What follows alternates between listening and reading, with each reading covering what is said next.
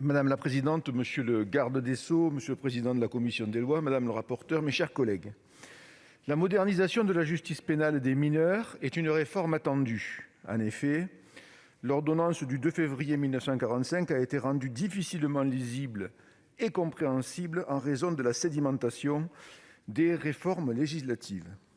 39 fois modifié, ce texte a perdu peu à peu efficacité et cohérence.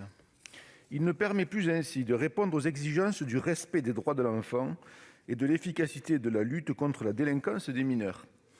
Aussi, l'ordonnance du 11 septembre 2019 portant partie législative du code de la justice pénale des mineurs participe à atteindre l'objectif de modernisation de la justice pénale des mineurs.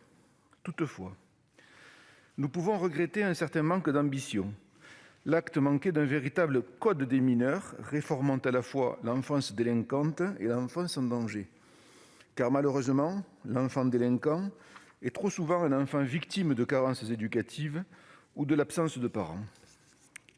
Réunie le 4 février dernier, la commission mixte paritaire chargée de proposer un texte sur les dispositions restant en discussion du projet de loi ratifiant l'ordonnance du 11 septembre 2019 a été conclusive.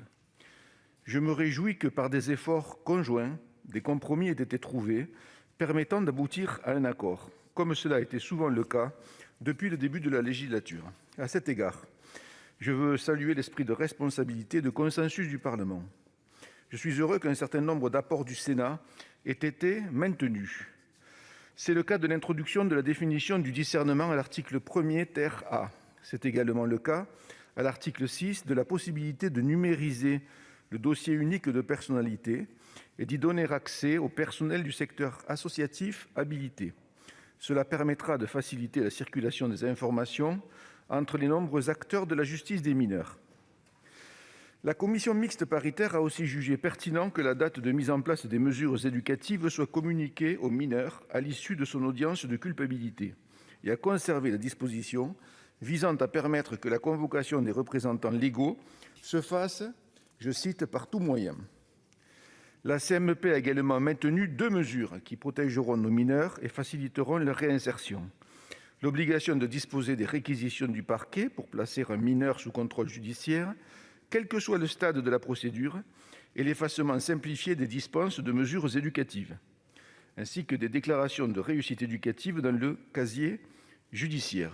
Enfin, concernant l'entrée en vigueur du code de la justice pénale des mineurs, les députés, qui s'étaient montrés très attachés à la date du 31 mars 2021, se sont ralliés à la position du Sénat qui proposait un report de 6 mois au 30 septembre 2021, afin que les juridictions puissent préparer dans le calme la transition vers les nouvelles procédures.